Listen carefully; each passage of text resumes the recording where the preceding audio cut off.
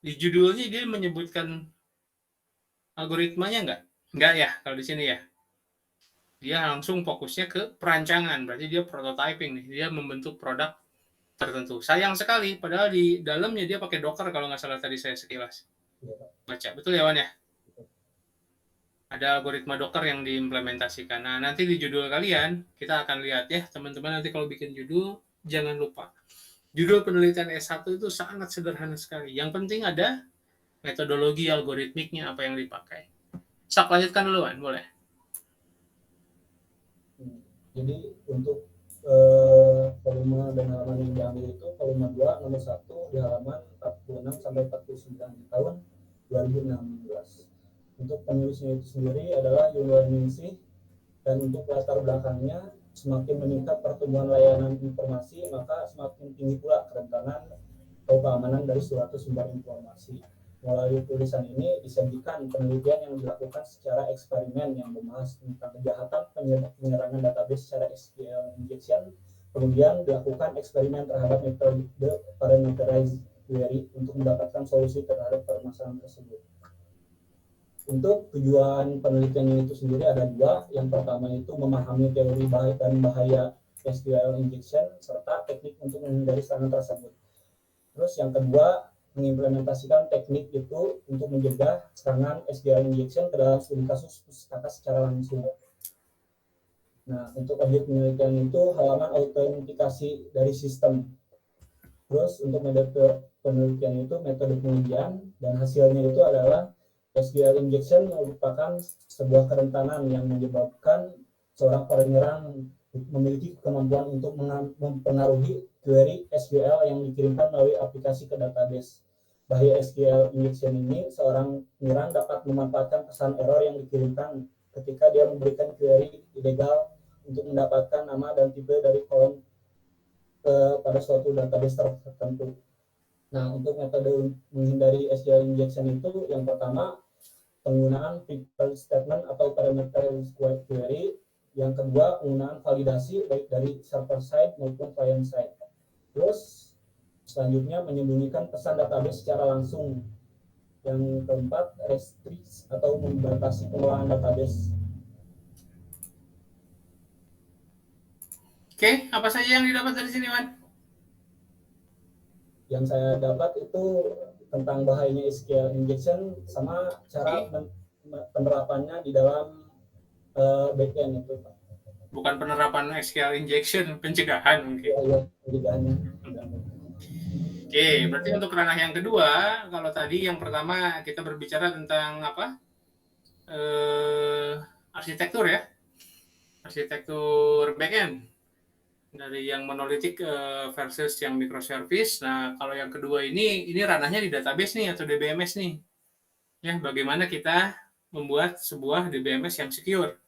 Salah satu jenis serangan yang paling common di database kita adalah SQL injection. Nah, di sini peneliti coba membatasi ruang gerak SQL injection atau menghindari SQL injection itu sendiri dengan tadi parameterize query. Ya, di sini ada beberapa metode yang dipakai untuk menghindari database-nya agar bisa dibobol dengan mudah.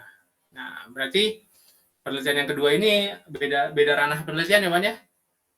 Yang pertama itu masih dari sisi backend, dari aplikasi, dari pengembangan suatu sistem. Nah, yang kedua ini dari sisi database-nya. Oke, ada lagi jurnalnya? Ada, Pak. Mungkin satu lagi, Pak. Oke, apa nih? Nah, ini, Pak. Jadi jurnal yang selanjutnya itu adalah Scrum, A Secure Methodology for Agile Development of Web Service, dengan nama jurnal World of Computer Science and Information Technology. Ini adalah jurnal internasional dengan yang diambil itu volume 3 nomor 1 di halaman 15 sampai 19 di tahun 2013. Nah, untuk latar belakangnya itu sendiri, Agile banyak digunakan di setiap pengembangan layanan web. Scrum berkontribusi dalam pengembangan layanan yang tepat. Namun, terdapat masalah pada Scrum itu sendiri, yaitu membatasi penerapan untuk pengembangan sistem, keamanan yang cermat ke dalam analisis dan desain sistem, secara keseluruhan seringkali diterlantarkan. Jadi si Scrum ini sering dikritik mengabaikan analisis dan desain keamanan melalui proses pembangunan. Nah, untuk tujuan dari jurnal ini itu metode Scrum yang ditingkatkan keamanannya yaitu Secure Scrum atau S-Scrum untuk mengakomodasi keamanan kegiatan analisis dan desain dalam Scrum. Nah, untuk objek penelitiannya itu Money Transfer Web Service.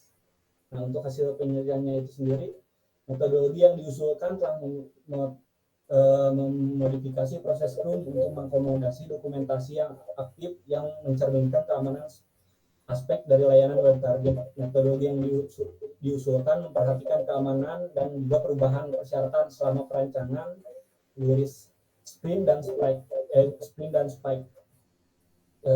Di jurnal ini menunjukkan langkah-langkah proses melalui pemodelan formal Scrum seperti pada gambar di atas ini, dan juga automation testing hingga non-deterministik yang digunakan untuk mendemonstrasikan langkah-langkah proses dan transisi di antara mereka. Oke, coba kembali ke judulnya duluan yang ini. Menarik juga nih.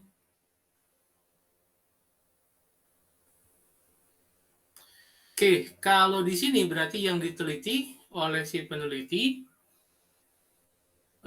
bagaimana mengimplementasikan Scrum sebagai sebuah metodologi yang aman untuk pengembangan dengan teknik metode Agile ya di dalam sebuah web service gitu ya. Berarti yang dimodify-nya si Scrum-nya ya? Ya, dari alur dari Scrum itu sendiri. Oke. Hipotesis berarti di dalamnya? Hipotesis apa, Pak? Belum dibaca detail? Udah ada hipotesa 0, hipotesa 1-nya nggak di sini? Membandingkan nggak dia Scrum yang lama dengan Scrum yang baru? Oh, enggak, Pak. Di sini lebih fokus pengimplementasian sama penjelasan tentang alur security-nya. Oke, ya berarti si Scrum-nya yang dia modify ya? Ya. Oke. Apa ya yang didapetin dari sini? Irwan tertarik dengan penggunaan metode Scrum? Ya, untuk Scrum itu sendiri saya mau mengimplementasikannya, jadi ya tertarik itu, Pak. Oke. Scrum yang jadi problem itu hanya nggak bisa dihandle oleh sendiri, itu aja sebetulnya. Jika Anda memiliki tim yang bisa dijadiin nanti Scrum Master-nya siapa, pairing-nya dengan siapa, daily meeting-nya dengan siapa. Nah, ini metode yang paling ideal kalau saya di ranah Agile Development. Ya, boleh dipakai. Nah, cuman buat teman-teman yang kerja sendiri ini agak hati-hati. Misalnya di objek studinya nggak punya tim IT, jadi benar-benar pure sendirian, skripsinya dilakukan sendiri. Nah, ini akan kesulitan kalau kita mengimplementasikan Scrum. Ya, jadi hati-hati sekali ketika mengambil metode Scrum. Oke, ada lagi, Irwan? Udah, Pak. Udah. Jadwal kerjanya, Wan. Saya ingin lihat.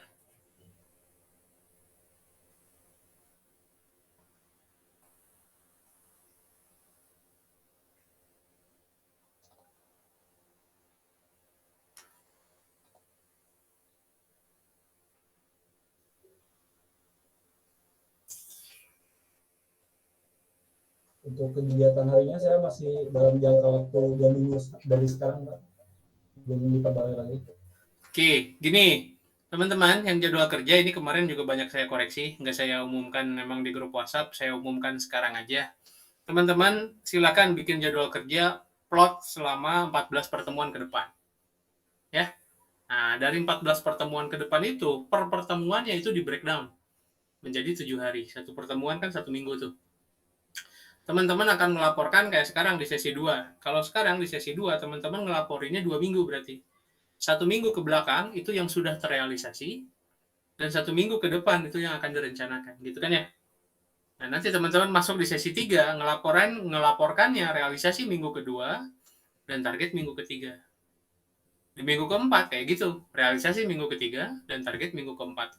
Dan seterusnya sampai berakhir. Nah, realisasinya jangan sampai lupa. Ketercapaiannya kayak gimana? Selesai ini 100%, ada yang belum tercapai, atau gimana? Karena jangan sampai, apalagi kalau 0% tidak dikerjakan, ya berarti itu harus direncanakan kembali di minggu depan ya. Nah, jadi jangan bikin blok dari awal sampai akhir kayak gimana, karena rencana itu tidak akan semulus yang teman-teman cita-citakan. Ya, ada istilah kita hanya bisa berencana, Tuhan yang memutuskan segalanya kan ya. Nah, jadi silakan bikin laporannya seperti itu teknisnya. 1 minggu ke belakang itu kalau teman-teman ceritakan ketercapaiannya kayak gimana, rencana yang udah disusun selama 1 minggu, 1 minggu ke depan itu rencana yang akan dilakukannya apa saja. Nah, silakan disampaikan seperti itu. Ya, yang tadi tuh, yang Irwan breakdown, saya lihat tuh ada gambar kuning kan ya, dari awal sampai akhir kayak gimana. Nah, ini yang perlu dipajang nih di kamar kalian. Nanti checklistnya kayak gimana tuh, week pertama, week kedua, week ketiga. Nah, biasanya justru kotak-kotak ini masih polos semua nih, belum ada warna kuningnya. Yang warna kuning ini, nanti kalian bikin legend. Kalau pakai warna hijau, berarti ini terselesaikan. Kalau pakai warna kuning, ada yang belum selesaikan. Kalau merah, berarti ini nol progresnya, berarti harus ada diulang. Karena prosesnya nggak akan selalu mulus nih, teman-teman semua. Irwan 3,5 tahun berarti kalau saya lihat di sini ya? Insya Allah. Ya, menyelesaikan sampai bab akhir kan ya? Berarti semester depan sudah tidak ada mata kuliah yang diampu kan? Intinya gitu kan? Sudah selesai semua ya? Oke. Nah, silakan nih teman-teman yang akan merencanakan berarti di UASnya seminar proposal dengan yang di UASnya sidang akhir, tentunya ada beda di runtime ini.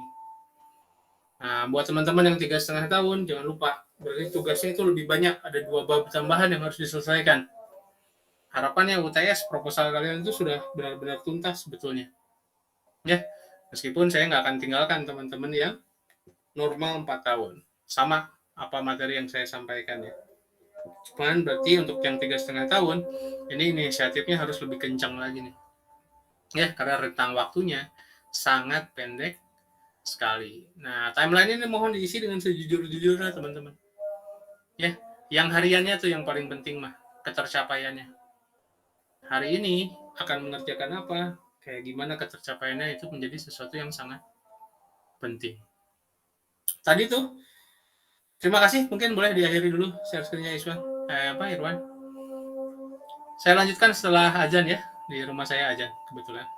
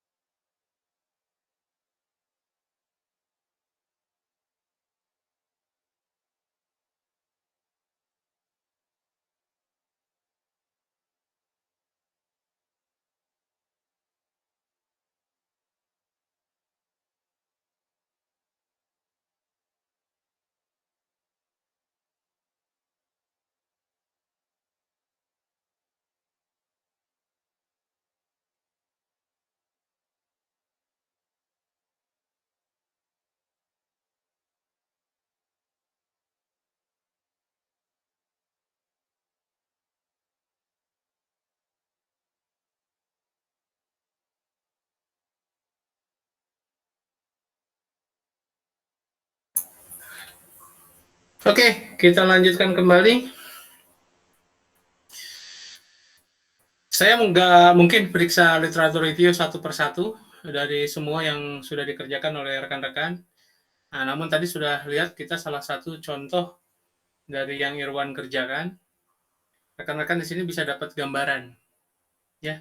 Jadi literatur review itu adalah sesuatu yang sangat penting. Teman-teman nggak akan tahu tuh langkah-langkah menyelesaikan suatu masalah yang sudah pernah diteliti sebelumnya itu seperti apa. Kalau kita belum baca literatur review. Metode-metode apa yang bisa kita pakai untuk memecahkan masalah tertentu, itu teman-teman juga nggak akan tahu jenis-jenisnya kalau kita belum baca literatur review. Algoritma mana yang paling tepat untuk kita pakai di penelitian kita, di judul skripsi kita nanti, sama dari mana kita bisa tahunya? Dari literatur review. Makin banyak sumber bacaan yang rekan-rekan baca, pastinya wawasan rekan-rekan itu tambah luas. Ya, saya nggak mau lagi mendengar nanti mahasiswa STTB ada yang berkata, ya Pak, saya kebingungan di dalam menentukan metode. Karena kebingungan itu hanya akan muncul kalau teman-teman nggak baca. Kenapa mesti bingung? Penelitian ini sudah pernah ada yang melakukan sebelumnya. Berarti sudah ada langkah-langkah yang jelas yang harus diambil kayak gimana. Algoritma-algoritma yang cocok untuk dipakai apa saja. Gitu kan ya? Itu sudah jelas. Mungkin di sini juga ada teman-teman yang baca tentang sistem pakar misalnya. Ya, sistem pakar itu bisa pakai metode apa saja. Jangan cuma cukup fokus di forward chaining, backward chaining.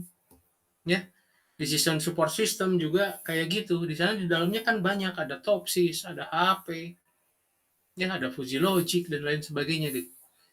Nah, sok baca. Karena nggak akan tahu kalau nggak baca. Itu intinya mah. Ya, kalau udah baca, teman-teman punya pegangan. Kayak gimana sih nyelesain problem ini? Kayak gimana sih mecahin masalah ini? Judul ini bisa diteliti atau enggak? Gimana ya langkah-langkah untuk menyelesaikan kalau saya pilih topik ini? Mau dari mana kalian tahu kalau kalian belum pernah baca atau cari apa yang dilakukan oleh penelitian terdahulu? Itu menjadi hal yang sangat penting sekali teman-teman untuk membekali kita menjadi senjata kita di menuntaskan skripsi ini. Terus angkatan ini saya dengar-dengar banyak juga teman-teman yang tidak mengikuti mata kuliah metodologi penelitian ya. Karena MSIB atau mengikuti kegiatan MBKM lainnya. Makanya di sesi ini saya akan sharing nih sedikit tentang apa saja yang harus teman-teman pahami tentang skripsi atau penelitian itu sendiri. Ya, ini saya ambil dari slide Madlet saya sendiri.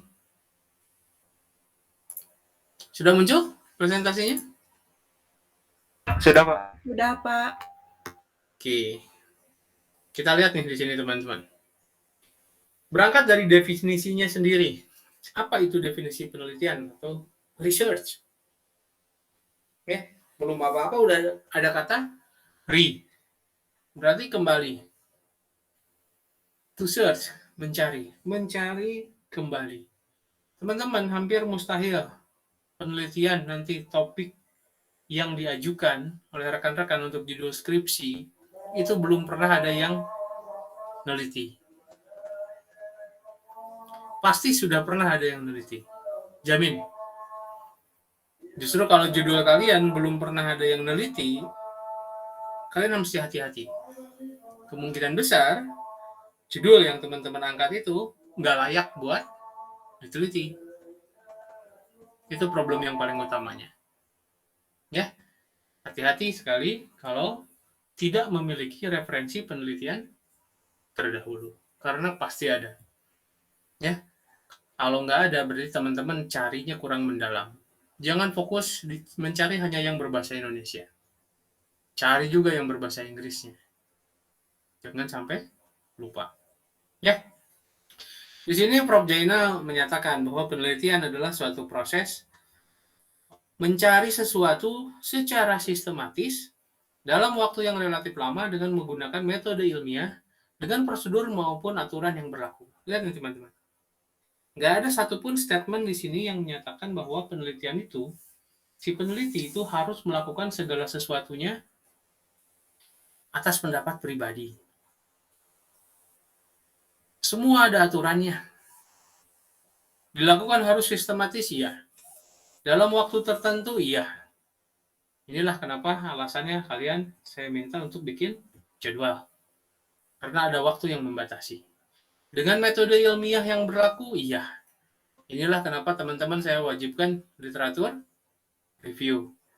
Agar paham metode yang ilmiahnya yang dipakai apa. Metode penelitiannya apa, metode algoritmiknya apa, jenis dari penelitiannya itu apa. Metode development life cycle-nya pun apa. Itu 4 hal yang berbeda tuh. Beda-beda. Ya, cari tahu, mempelajari secara mendalam. Karena pembimbing kalian itu nggak akan pernah ngajarin kalian. Pembimbing kalian itu hanya akan mengoreksi pekerjaan kalian. Tidak akan mengajarkan. Segala sesuatunya itu sudah dianggap tuntas. 6 semester ke belakang. Oke, definisi dari Sharp dan kawan-kawan di sini.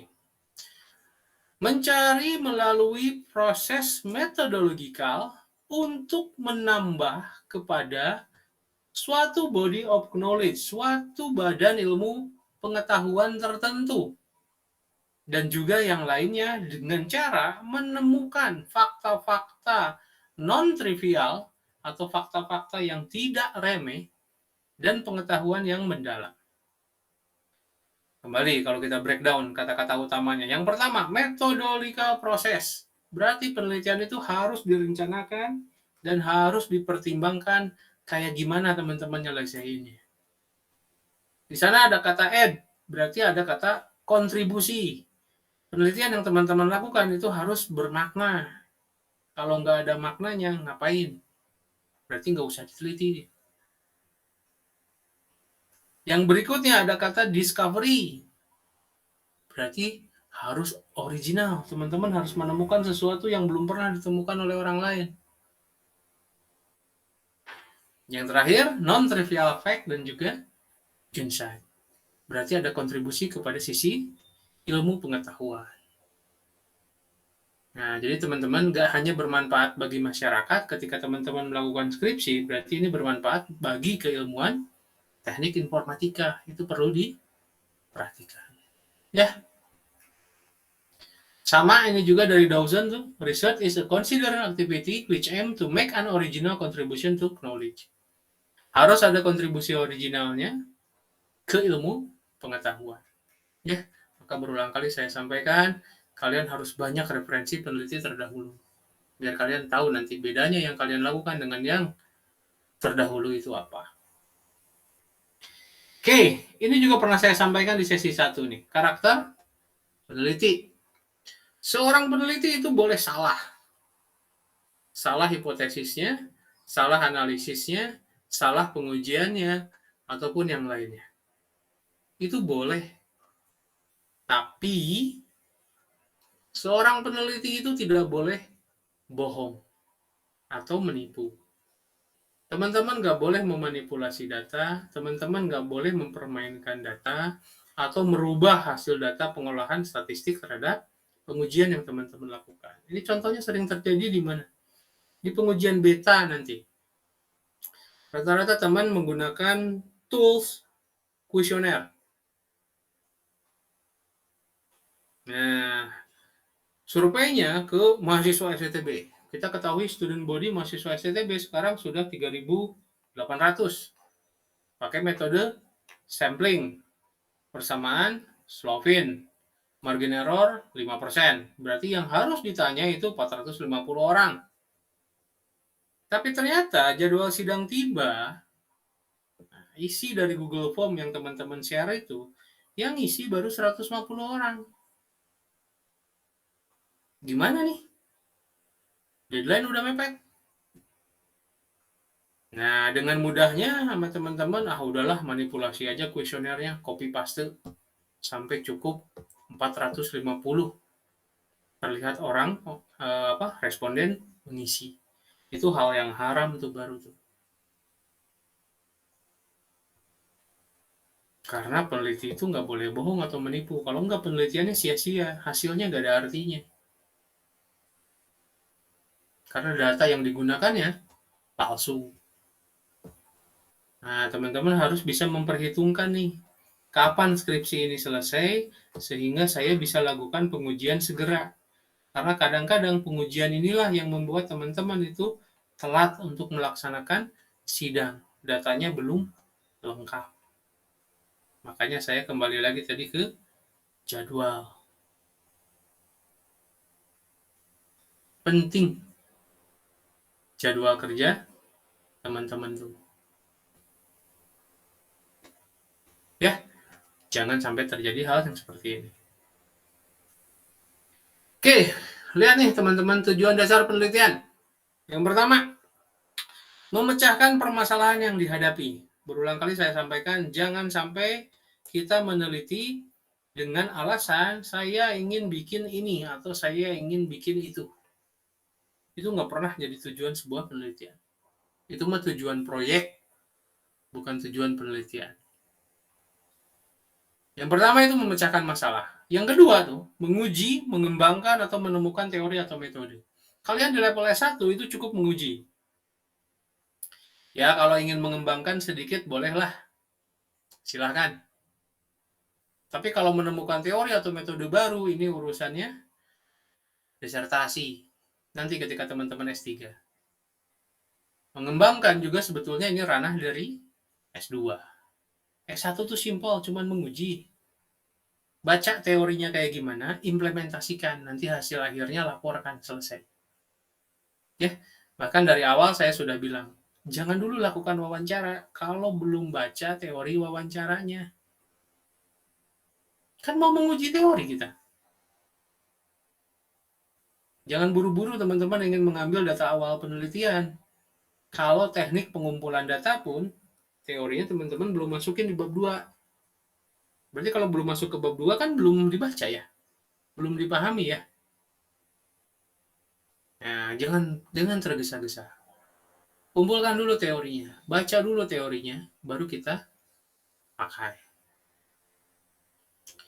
Ini juga dari kemarin udah saya sampaikan. Membangun sebuah software atau sistem itu bukanlah tujuan utama penelitian. Nggak ada. Makanya saya bilang di skripsi teman-teman, software yang teman-teman bangun tuh ya paling nilainya hanya 10% dari penelitian teman-teman. Nggak pernah jadi tujuan penelitian. Sistem atau software yang teman-teman bangun itu dampak bagian dari alat untuk memecahkan masalah. Ya, bukan bagian dari penelitiannya, tapi alat bantu teman-teman untuk memecahkan permasalahan. Menguji, mengembangkan, dan menemukan teori ini tujuan utama dari penelitian teman-teman. Ya. Nah, di sana kalau teman-teman berhasil mengembangkan dan menemukan teori, itu kontribusi terhadap pengetahuan. Nah, kontribusi kepada masyarakat, kepada objek studi, kepada institusi, kepada diri sendiri, ini tidak bisa diukur secara langsung. Karena itu, kita nggak akan masukkan poin-poin tersebut ke tujuan penelitian, tapi akan masuk ke subbab manfaat penelitian. Nah, nanti ketika teman-teman nyusun bab 1, sekarang pengganti sesi 2 nih, berarti beberapa hari ke depan kita akan lakukan juga sesi 3, nggak kerasa ya teman-teman, 1 kali e-learning, berarti dari 7 pertemuan, itu kita tinggal sisa 3 pertemuan lagi nih. Berarti teman-teman hanya memiliki waktu sekitar 2 minggu untuk bikin proposal judul. Bab 1 kalian itu isinya adalah latar belakang, rumusan masalah, tujuan penelitian, manfaat penelitian, dan juga ruang lingkup atau batasan. Istilahnya coba baca lagi di pedoman skripsi. Siapa tahu sudah ada update terbarunya. Tapi isinya pasti itu semua. Ya, teman-teman berkaitan dengan jadwal nih. Kalau saya bilang teman-teman harus punya judul nih, 2 minggu lagi. Coba teman-teman perhatikan, kalau misalnya dalam 1 minggu itu, setengahnya teman-teman nggak melakukan apapun untuk penyelesaian skripsi ini. Anggap aja lah 3 hari. Teman-teman nggak ngelakuinnya. Kenapa Pak? Weekend Pak. Saya ingin liburan. Oke lah, Jumat, Sabtu, Minggu berarti teman-teman nggak ngapa-ngapain nih buat skripsi teman-teman. Berarti sisa kerja teman-teman itu hanya 4 hari ya. Kalau saya bilang dalam 2 minggu lagi teman-teman harus sudah mengumpulkan judul, per minggunya itu 3 hari nggak kerja, setiap Jumat, Sabtu, dan Minggu nggak kerja, berarti waktu teman-teman itu cuma 8 hari loh buat nyusun judul.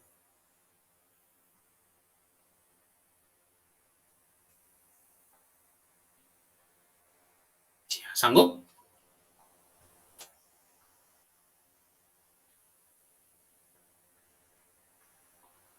Rabu besok udah sesi 3 kan?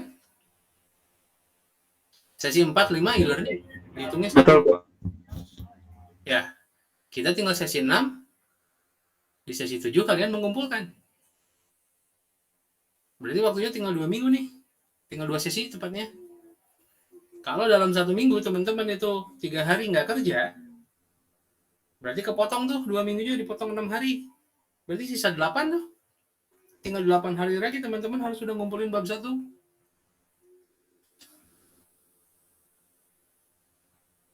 Ketika saya bilang nggak kerasa, benar-benar nggak kerasa. Ya. Jadi tolong teman-teman, jangan ditunda apa yang bisa dikerjakan hari ini, besok. Waktu itu, ya lihat aja tiba-tiba besok udah saya tagih aja tiba-tiba. Jangan sampai aja ketika teman-teman saya tagih, ada yang bilang belum siap. Ya. Oke, sekarang tadi ini nih yang menarik nih. Di jurnal yang pertama ada yang disampaikan approach-nya adalah kualitatif ya, Irwan ya, kalau nggak salah ya.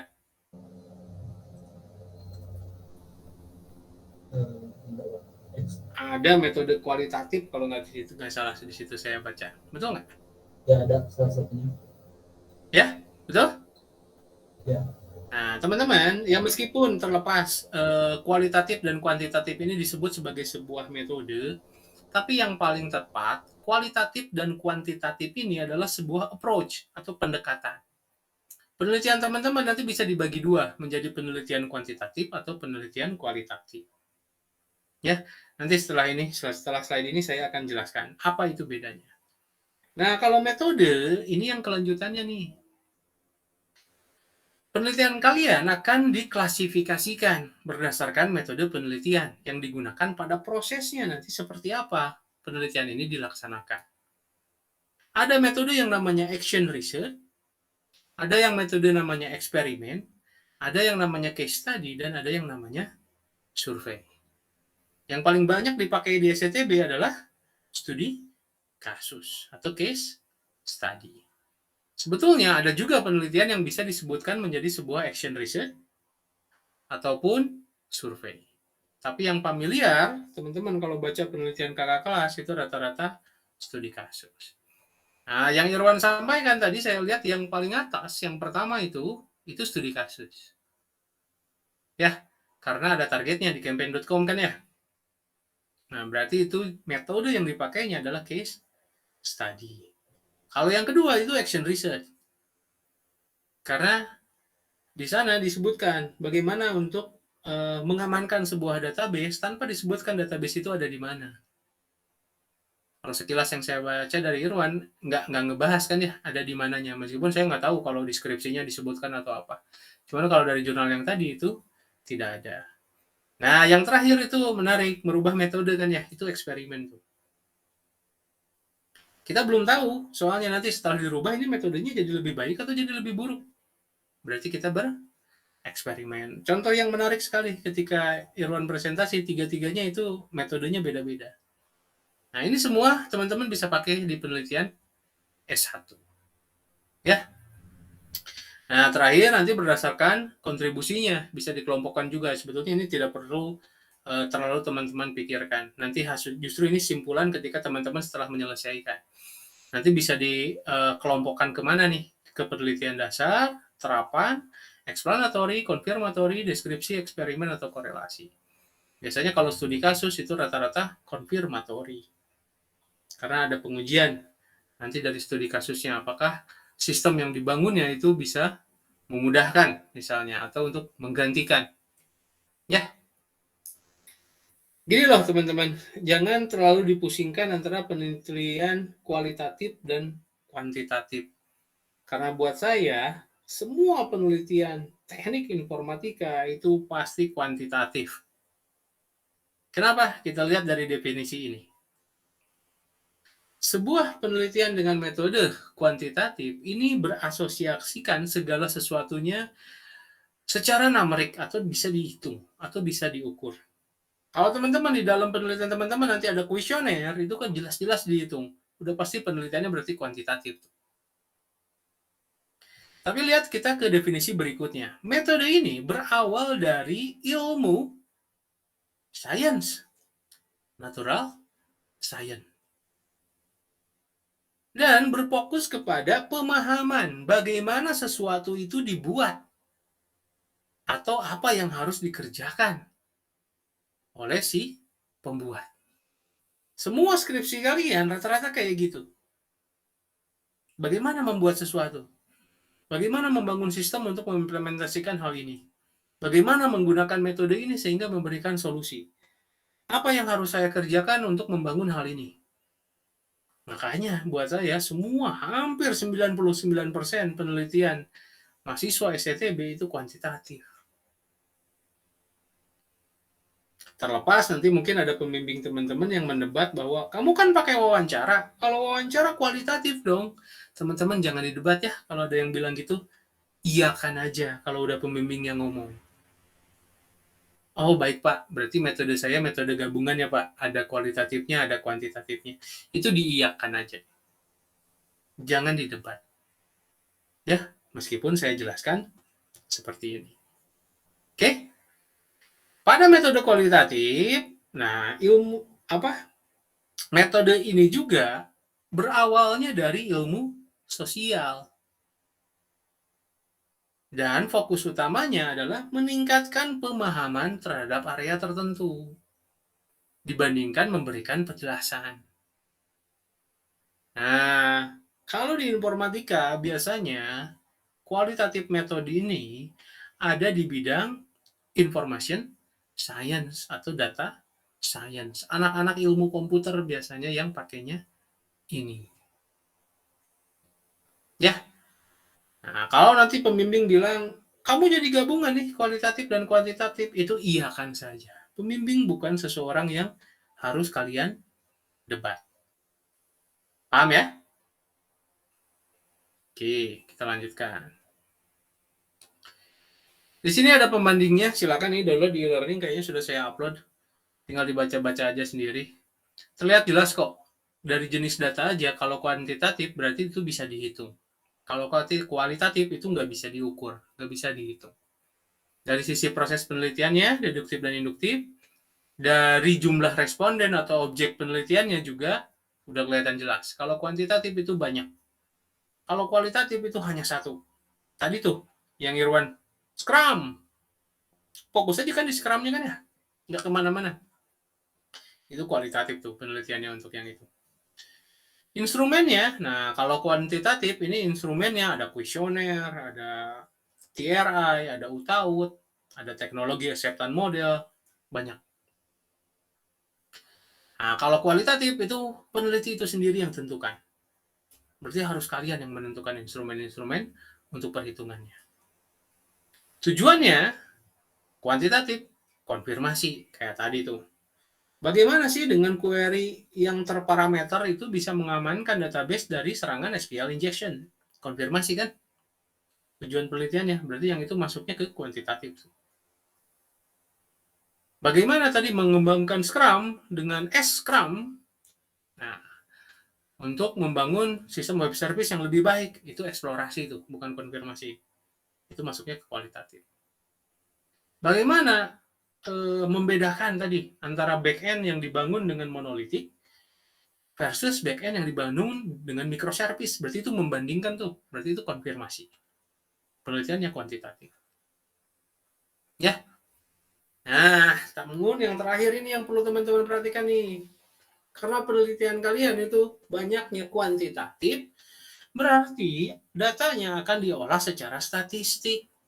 Tolong dari sekarang pelajari lagi yang namanya IBM SPSS dan IBM AMOS. Karena nanti hasil kuesioner itu harus diolah Jangan diberikan data mentah seperti kakak-kakak kelas kalian. Banyak sekali skripsinya yang kuesionernya mentah. Belum apa-apa udah tarik garis kontinum aja. Padahal itu nggak boleh. Ya, harus diolah terlebih dahulu. Pelajarilah di statistik. Oke, ini tidak akan saya jelaskan. Metode penelitian kayaknya sudah paham sebetulnya dengan judulnya itu sendiri. Action research ya penelitian terapan. Eksperimen jelas-jelas kalau ini mah harus di lab atau ada satu objek studi khusus yang diteliti. Case study udah paham, sering sekali kita lakukan studi kasus. Terakhir survei. Ya, berarti toolsnya semuanya hampir survei. Nih teman-teman, apa saja yang bisa teman-teman teliti di bidang keilmuan informatika? Ada 5 ranah. Yang pertama computer engineering, yang kedua information system, yang ketiga computer science, yang keempat information technology, yang kelima software engineering. Kenapa ini bolanya disusun kayak gini teman-teman? Ini bukan asal-asalan. Saya ingin teman-teman fokus ke yang bagian tengah, information system. Dengan berapa bidang ilmu dia bersentuhan? Ada yang bisa bantu saya jawab?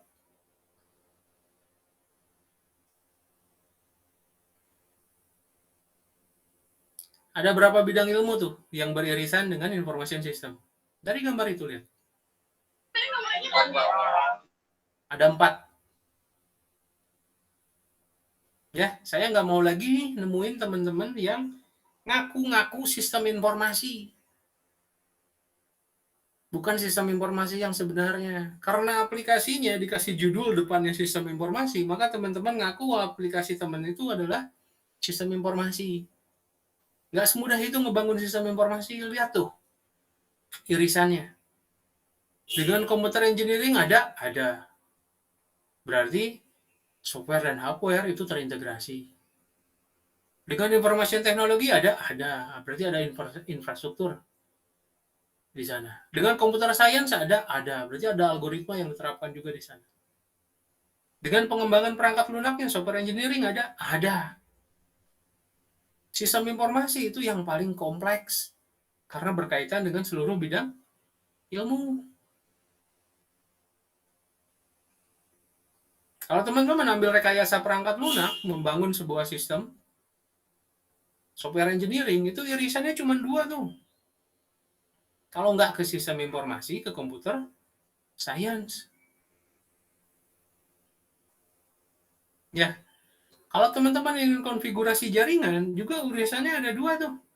Kalau nggak ke komputer engineering, ke sistem informasi. Tapi di ranah ilmu manapun yang teman-teman pilih, pasti ada irisan sistem informasinya. Jangan harap di sistem yang teman-teman bangun, baik itu IoT, baik itu konfigurasi jaringan, baik itu cyber security atau data forensik, kalau nggak ada interface-nya. Karena harus ada informasi yang disampaikan. Oke? Paham ya? Nah, silakan teman-teman nanti tentukan nih ranah yang teman-teman pelajari itu ada di mana. Kalau dari jurnal Irwan tadi, yang pertama itu ada di ranah sistem informasi dan software engineering.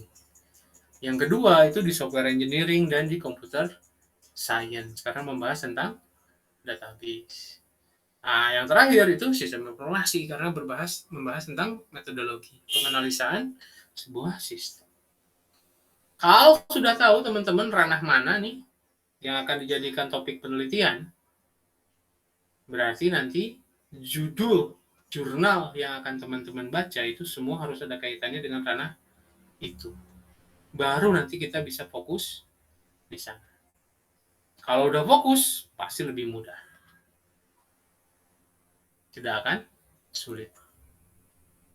Ya. Oke, ini hanya grouping saja. Ini boleh dibaca sendiri tabelnya. Ini kembali membahas tentang originalitas ya, sangat penting. Kenapa sih originalitas ini sangat penting? Gini loh, di bab 2 kalian itu 2.2 ada yang namanya penelitian terdahulu. Saya nggak mau lagi nemu mahasiswa yang disidang oleh saya copy paste tuh judulnya ke Google.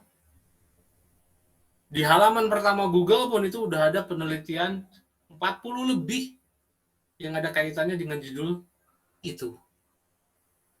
Tapi kenapa sih mahasiswa memasukkan penelitian terdahulu di bab 2-nya itu hanya 6 saja? Itu yang buat saya konyol, ya. Alhamdulillah tadi rekan kalian presentasi, Irwan presentasi 3 jurnal, meskipun saya bilang kan minimal 1. Tapi nggak menutup kemungkinan nih dari teman-teman ada yang ngerjainnya minimal. Saya yakin masih ada itu. Ya, karena Bapak nyuruhnya minimal 1, ya saya kerjakan 1. Mindset seperti itu nggak bisa teman-teman pakai tuh kalau sekarang di tingkat 4. Kenapa? Karena minimal itu berarti nilainya adalah D. IP-nya 1 tuh. Kalau teman-teman nggak ngerjain kan nilainya IP-nya 0. Kalau minimal itu D, IP-nya 1. Berarti dapatnya D itu. Kalau yang ngerjainnya hanya 1. Kalau ingin dapat A gimana? A itu ada 4 tingkat di atasnya. Kali 4 berarti. Minimal yang harus kalian kumpulkan tuh 4 tuh. Kalau saya minta 1. Kalau saya minta 3, berarti yang harus kalian kumpulkan tuh 12 tuh. Coba mindset ini mulai diimplementasikan. Kenapa? Karena nanti di dunia kerja tuh, ketika bos kalian memberikan standar minimal berapa dan kalian deliver minimal, udah nggak ada masa depan buat teman-teman tuh untuk naik jabatan. Jangan pernah mendeliver segala sesuatunya itu yang minimal. Oke? Oke, berkaitan dengan originalitas penelitian. Nah, kalian itu bisa ada 2 cara kalau tidak salah di sini dijelaskan ya. Originalitas itu bisa pada metodenya atau originalitas itu bisa pada masalahnya. Yang pertama pada metode nih. Kalau kita memiliki originalitas pada metode, biasanya masalah yang diangkat ini sudah pernah ada yang meneliti. Tapi kita gunakan metode yang berbeda. Contohnya, decision support system. Misalnya teman-teman bikin SPK, sistem pengambilan keputusan untuk menentukan A di suatu perusahaan. Nah, teman-teman baca-baca peneliti terdahulu tuh sudah ada yang pakai Topsys, sudah ada yang pakai AHP, sudah ada yang pakai Fuzi, sudah ada yang pakai MDDK, dan yang lain sebagainya. Gimana tuh caranya teman-teman memiliki originalitas? Berarti teman-teman harus mencari metode yang belum pernah dipakai.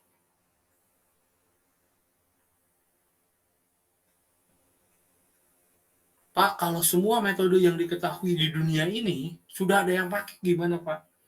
Nah, di sini teman-teman bisa menggabungkan 2 metode atau lebih.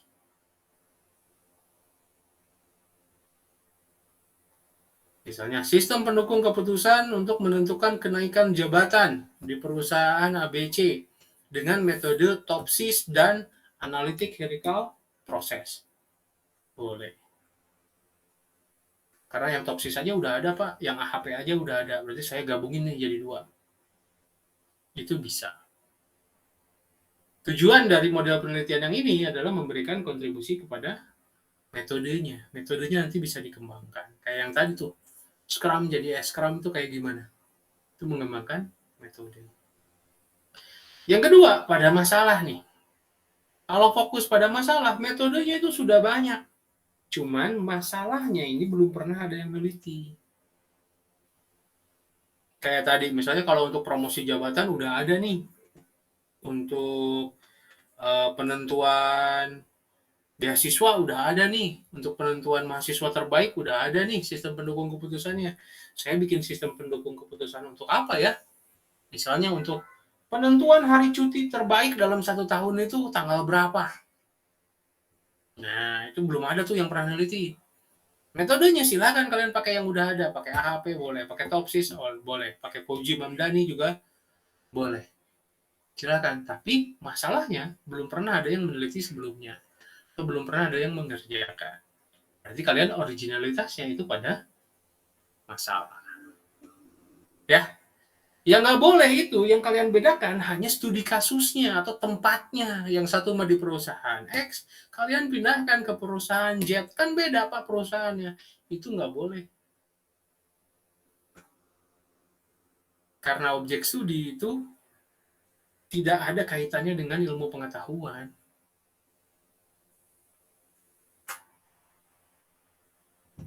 Hati-hati. Nggak boleh kalau teman-teman hanya membedakan dari sisi objek studinya. Oke, ini contohnya nih. Ada judul yang pernah diteliti sebelumnya katanya. Penerapan algoritma genetika berbasis model XYZ untuk penentuan desain bendungan di bendungan Pandanaran. Di sini jelas. Metodenya itu algoritma genetika. Basisnya adalah model XYZ. Masalahnya adalah penentuan desain bendungan. Kalau teman-teman ingin meningkatkan nih dari sisi masalahnya terlebih dahulu, judulnya bisa teman-teman rubah menjadi seperti ini. Penerapan algoritma genetika untuk penentuan desain bendungan dengan parameter tinggi, lebar, dan dalam di bendungan Pandanaran. Algoritma genetikanya tetap teman-teman pakai? Tetap. Tempatnya masih di bendungan Pandanaran? Tetap? Tetap.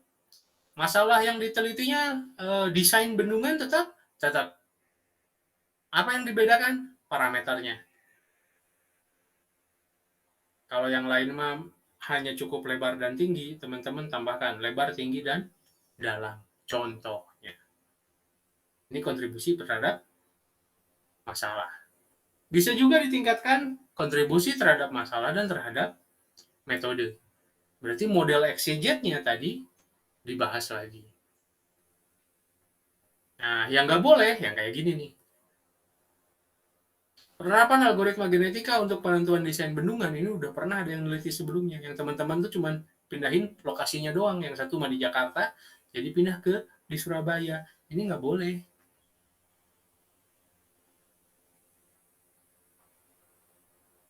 Ya, jadi nanti kalau teman-teman suka ada yang ngangkat judul sistem penjualan point of sales, wah, pengen rada keren seletik di kasir ya, padahal mah eta-eta keneh gitu. Nah, Pak peneliti terdahulu mah di sini, di sini, di sini. Nah, saya di peneliti terdahulu mah di McD, saya mah di KFC, Pak. Itu tanpa kontribusi, itu nggak bisa tuh dipakai. Yang kayak gitu. Ya, jangan membedakan objek studi sebagai kontribusi kalian. Nggak boleh kalau seperti ini. Oke? Nah, ini contohnya kalau misalnya teman-teman biar dipahami sedikit ya, kayak gimana sih kontribusi keilmuan tuh.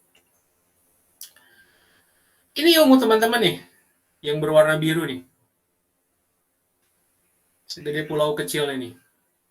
Ilmu informatika ini yang garis biru tebal nih, mengelilingi. Kursor saya terlihat kan? Lihat ya? Gambar tangan ini? Kelihatan nggak di kalian? Kelihatan, Pak. Kelihatan ya? Kelihatan, Pak. Oke. Nah, ketika teman-teman skripsi nih, ada suatu keilmuan, ilmu baru yang didapatkan, hasil penelitiannya, atau konfirmasi penelitiannya kayak gimana. Benjol nih sedikit nih. Tapi karena teman-teman benjol sedikit di sini, berarti secara keseluruhan body of knowledge informatika ini nambah benjol juga nih. Inilah kontribusi kalian terhadap keilmuan informatika. Contohnya kayak gimana lebih detailnya? Kayak gini. Ini algoritma Fuji Logic. Di dalamnya ada Sukamoto, ada Mamdani, ada Sugeno. Nah, ketika teman-teman teliti di Fuji Logic Mamdani yang teman-teman pakai itu, direvisi dengan algoritma tertentu, algoritma XYZ. Nambah tuh Mamdani itu. Ada hasil penelitian teman-teman berarti kontribusi ke pengetahuannya algoritma XYZ. yang disandingkan dengan uji logik Mamdani. Maka nanti pengetahuan informatika tentang metode Mamdani ini nambah. Kok bisa Pak nambah? Iya, karena skripsi kamu tuh dipublikasi, sedunia bisa baca. Nama penulis skripsi kamu itu diri kamu sendiri, di sebelahnya ada pembimbing kamu. Makanya kalau pembimbing rewel, kenapa Pak saya nggak di ACC? Karena pembimbingnya belum menyatakan bahwa penelitian kamu itu layak untuk dipublikasikan. Kenapa? Nanti ketika dipublikasikan, namanya muncul di sebelahnya. Anggaplah saya jadi pembimbingnya Irwan. Nanti ketika di-publish skripsi Irwan di jurnal naratif milik Informatika STTB, di sebelah nama Irwan itu ada nama saya sebagai penulis kedua. Tentunya isinya harus bisa dipertanggungjawabkan. Apakah saya akan ACC kalau Irwan ngerjain skripsinya asal-asalan? Ya enggak dong. Tapi kalau Irwan skripsinya udah tuntas, sudah bagus, ya saya dengan bangganya silakan jurnalkan, publikasikan. Kenapa? Biar seluruh dunia tahu. Biar Irwan itu ada kontribusi penelitiannya ke algoritma puji logik seperti di contoh slide ini. Gitu yang perlu teman-teman perhatikan. Ya, satu semester ini kita akan bekerja sama gimana menyusun proposal agar teman-teman, agar pembimbing itu mau ngebimbing teman-teman. Itu intinya.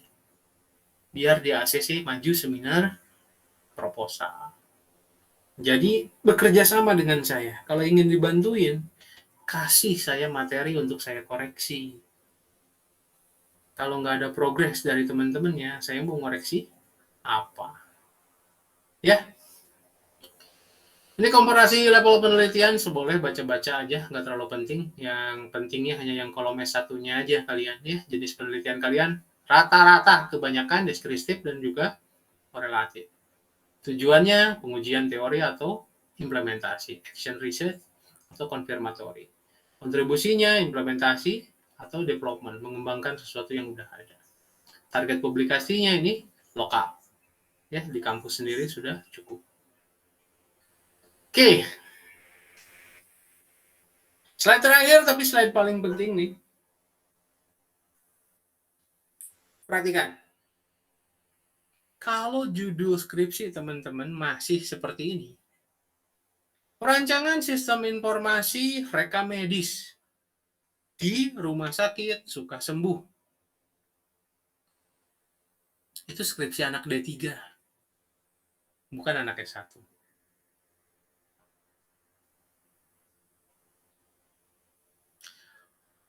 Pembangunan sistem penjualan atau sistem inventory di pabrik XYZ.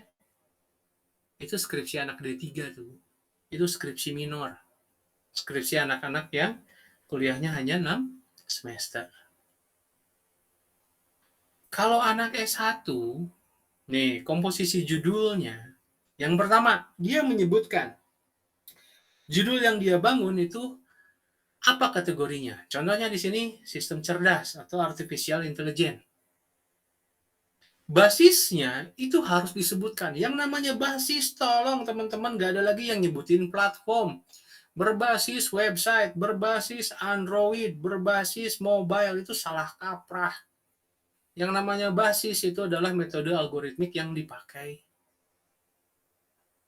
Neural network, TOPSIS, AHP, Naive Bayes, Fuji Logic, Mamdani, Sugeno, Sukamoto. Itu basis yang disebutkan. Basis algoritmiknya apa? Ya, terakhir untuk apa? Cukup. Kalau teman-teman punya studi kasus, ya tinggal ditambahin di bawahnya dalam kurung studi kasusnya di mana gitu.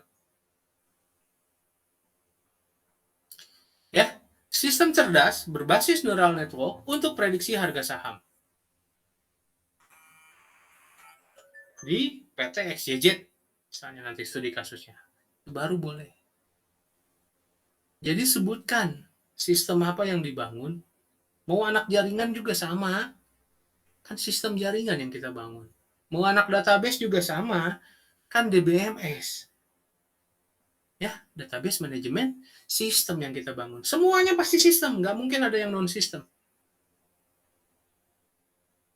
Tapi nggak semua sistem itu sistem informasi. Teman-teman bisa bikin sistem pakar, bisa bikin sistem cerdas, bisa bikin sistem pendukung keputusan, bisa bikin sistem informasi, bisa bikin apa lagi tadi? Sistem keamanan, bisa bikin data mining, bisa bikin hoax detection, bisa bikin business intelligence. Itu nama-nama sistem tuh. Nah, sistem yang teman-teman bangun itu basisnya apa? Metodenya apa? Bukan metode DLC, Development Life Cycle, Agile, AHP, RAD, Prototype, bukan metode itu. Basis bukan juga platformnya, mobile, web, desktop, bukan itu. Basis itu adalah metode algoritma yang dipakainya. Sebutkan, lalu baru tujuannya apa? Untuk apa?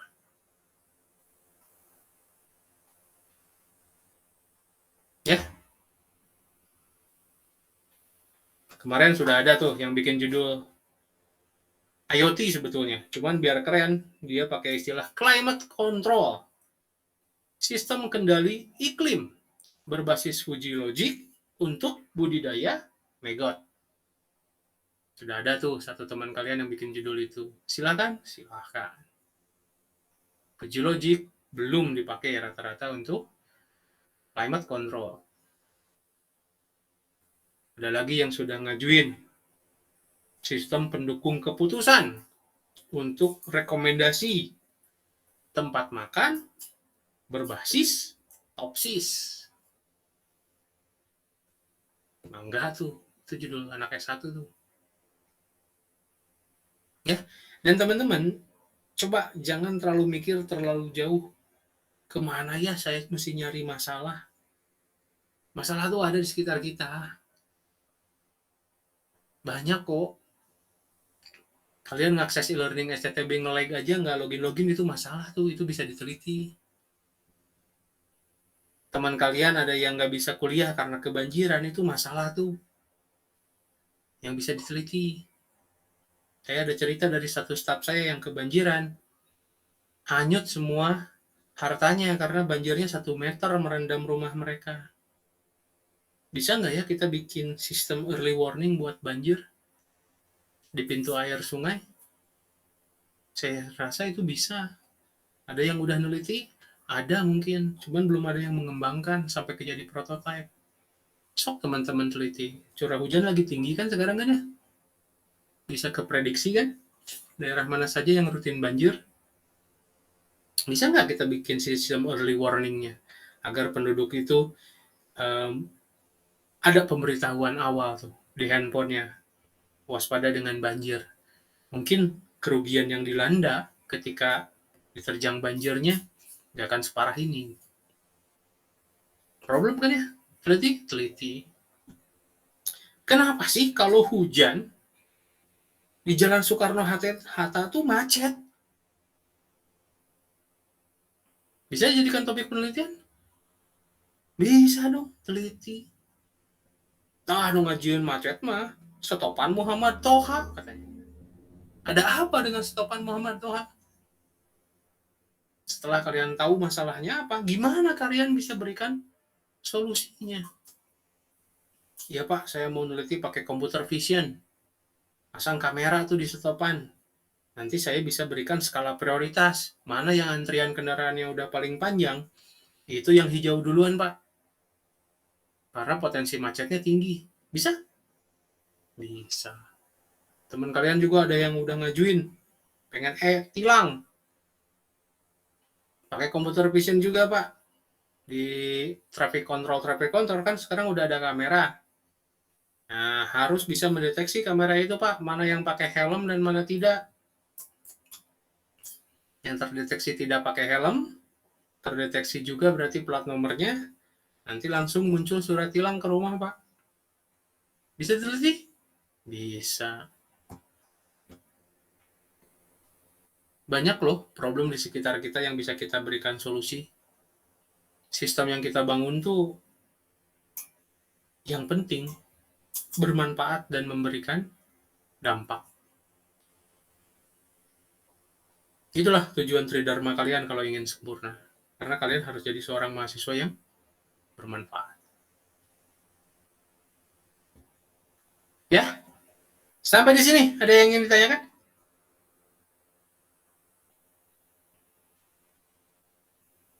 Nah, enggak, kalau ada yang ingin ditanyakan, habis slide saya nih.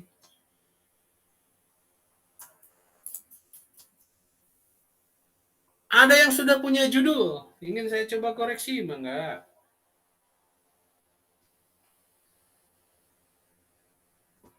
Pak, bisa nggak kalau judulnya kayak gini? Silahkan. Apa mau tanya kan Ya. tadi tuh yang bikin sistem tuh nilainya tuh 10%. Nah kalau misalkan sistemnya tuh gak berhasil atau baru setengahnya Pak, itu teh Sidang. akan bersidang. Terima Iya. kasih Pak. Kalau sidang itu harus 100% semuanya selesai.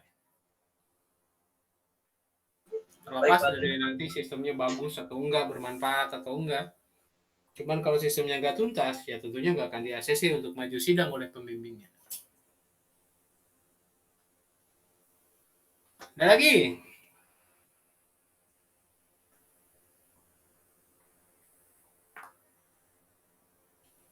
Berapa orang di sini yang sudah, jangan memiliki judul lah, memiliki topik penelitian? Ingin meneliti apa skripsinya? Siapa aja? Boleh resen. Klik aja resennya. Nggak usah open mic. 1 orang. 2 orang. 3. 4. 5. 6. 7, 8, 9. Oke, hampir setengahnya. Ayo dong, kejar angka 14 lah, minimal 50% gitu. Baru 9 orang. Yang lain masih bingung. Oke, nggak apa-apa. Gini, teman-teman, boleh lower hand. Sekarang, buat teman-teman yang sudah punya topik, ingin neliti apa, nah berarti literatur review-nya fokuskan ke topik tersebut. Kalau di sesi 1 masih punya 10 topik, di sesi 2 sekarang ini teman-teman punya 8 topik, ya nanti masuk sesi 3 mungkin harapan saya sisa 3 atau 5 topik penelitian lah. Ya, di sesi 4 nanti sudah tinggal 2. Sehingga kita bisa fokus terus gecek yang 2 itu sampai jadi proposal dengan baik pada saat UTS. Nah, yang belum berarti wayahna nih. Kalian harus bekerja lebih keras lagi daripada teman-teman yang sudah punya topik atau rencana penelitian ini. Ya, saran saya mulai sesi ini coba kita fokuskan, jangan 5 deh. Saya khawatirnya teman-teman kewalahan. 3 aja ranah penelitian yang akan teman-teman teliti. Ya, kalau kemarin masih raba-raba terlalu banyak nih, Pak saya pengen IoT OG, oke, Pak saya pengen bikin game juga, saya pengen sistem informasi juga, tapi Pak kayaknya hoax detection sekarang lagi ngetren ya, iya, data mining juga tuh, udah 5 ranahnya tuh. Coba dari 5 ranah penelitian ini, yang pertama yang harus teman-teman lakukan, ukur kemampuan diri sendiri, karena saya nggak bisa ngukur itu. Dari 5 topik, area penelitian yang tadi, ukur kemampuan teman-teman. Mana yang paling memungkinkan atau mana yang teman-teman paling kompeten di sana. Pak, saya mah bukan 5 lagi, saya masih punya 10 ranah penelitian. Silahkan, nggak jadi masalah. Tapi mulai sekarang, kasih skala ukuran. Mana teman-teman yang paling kompeten di sana? Tolong sisakan 3 yang tertinggi. Oke Pak, kalau gitu saya sistem informasi satu. Yang keduanya saya kekeh Pak pengen bikin game. Yang ketiganya saya IoT. Mangga. Tapi yang penting udah ada 3 nih. Ranah yang benar-benar kalian kuasai. Kenapa? Karena saya akan meminta minimal 3 studi literatur untuk masing-masing ranah. Berarti minimalnya 9 nih. Kalau kalian cari maksimal kan dikali 4 tuh. Berarti yang harus kalian kumpulkan jatuhnya berapa tuh 9 kali 4? 36 ya. Sudah sesuatu yang luar biasa. Dalam 1 minggu kayaknya nggak mungkin. Ukurlah kemampuan diri sendiri. Kalau 1 hari saya bisa nyari 5 jurnal, ya dalam anggaplah 1 minggu kalian 6 kali kalian alokasikan 6 hari yang dialokasikan 6 kali 5, ya maksimal juga 30 gitu. Cuman 1 hari 5 jurnal aja saya nggak yakin itu bisa selesai. Berat Pak Tupak, saya juga udah ada tugas mata kuliah lain. Iya tahu, karena kalau nggak berat mah semua orang sarjana.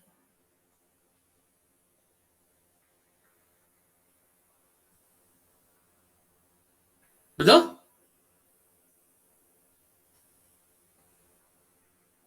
Ya?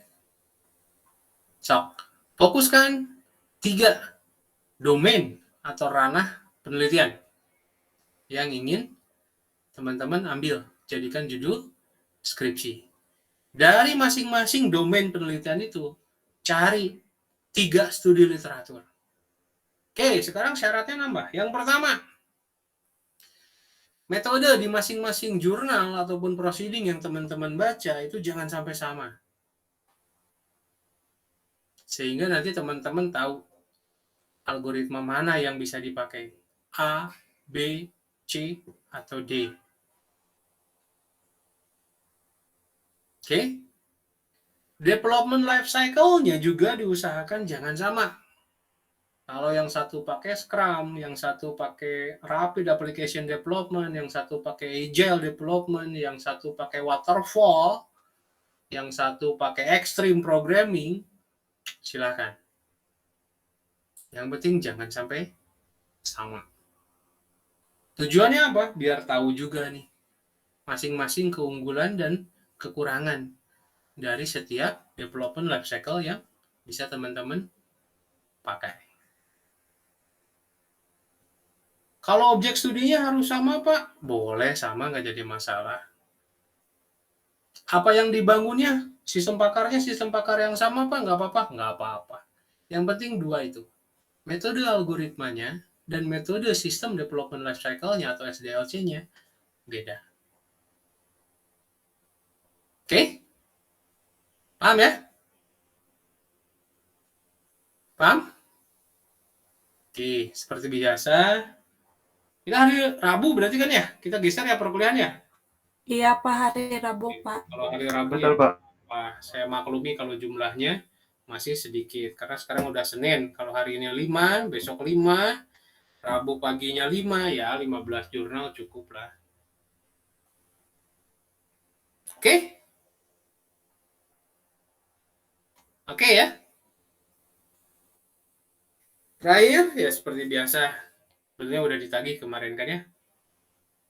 Laporkan ke saya jadwal kerja kalian seminggu yang sudah terrealisasi dan rencana seminggu ke depan. Siap? Insya Allah siapa? Insya Allah siap Pak. Silakan berikan effort yang maksimal. Semua tugas ini nggak ada yang buat saya. Semua tugas ini hanya buat diri kalian sendiri, agar kalian bisa menyelesaikan skripsi dengan baik. Di sini hanya 29 yang hadir. Saya lihat di absen sebetulnya lebih dari 29, ada 40. Saya minta bantuannya Farid untuk direkap ya. Siapa yang tidak hadir, karena untuk sekarang saya statusnya hadirkan semua 40-40-nya di sesi 2 ini. Yang tidak hadir tolong dilaporkan di WhatsApp grupnya ya. Baik, Pak. Oke, terima kasih atas kehadirannya. Selamat berprogres preskripsinya. Sampai jumpa di hari Rabu. Wassalamualaikum warahmatullahi wabarakatuh. Waalaikumsalam warahmatullahi wabarakatuh. Waalaikumsalam. Terima kasih, Pak. Sama-sama. Selamat berjuang, selamat mengerjakan tugas. Terima kasih Pak.